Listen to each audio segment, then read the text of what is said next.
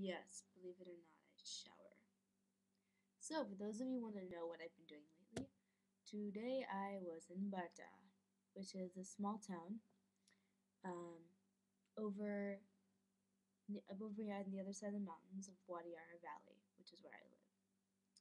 Now, the deal about Barta'a is when these people sat down and drew that lovely, lovely line, just, sitting around drawing lines because it's pretty to draw lines. They drew a line right through, unknowingly, right through this village of Barta. So you have East Barta and West Barta. You have Israeli Barta and Palestinian Barta. Now the question about this is, shouldn't that barrier fence have been built on the line that separates Israel and Palestine? Or Israel and the Palestinian Authority? Guess what? Didn't happen. So when they drew the line, instead of going shh, they went shh, because there's these forest settlements in here, and there's also Barta, so the fence goes around here. Basically, what I'm trying to say is, part of the Palestinian Authority is in Israel, or is in this land's connected to Israel, but you can't go to the Palestinian Authority from Barta without going into Israel and to a checkpoint. If this doesn't make sense, ask me to clarify. Now, the cool part about Barta is that we got to go there this afternoon. Amazing food. Oh my god, unbelievable food. We sat with this guy who's a friend of Lydia and David's who took us around, and he told us about how he has an Israeli passport because he married an Israeli woman. He has Israeli citizenship and Palestinian, and he has an Israeli blue card and a Palestinian passport. His brother has an Irish or Scottish passport. When he speaks English, it's so cool. I can't imitate it. It'd be really, you'd cry.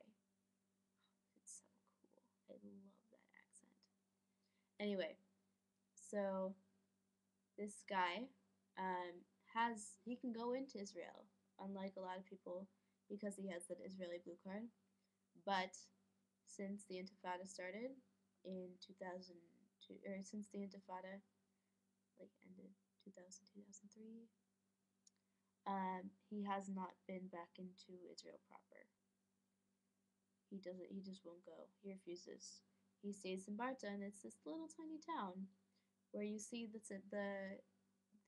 mosque with the green tower, the mosque with the yellow tower. You can see them both from the rooftop, or even just walking the street.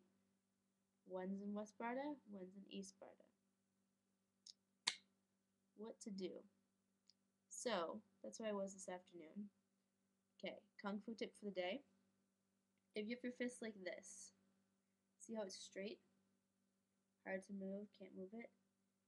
Now if you bend it a little bit, you can bend it down much more. So what we're doing in Kung Fu, actually we've been doing it a long time, but I just asked, is when you do push-ups with a fist, so sue me if you already know this.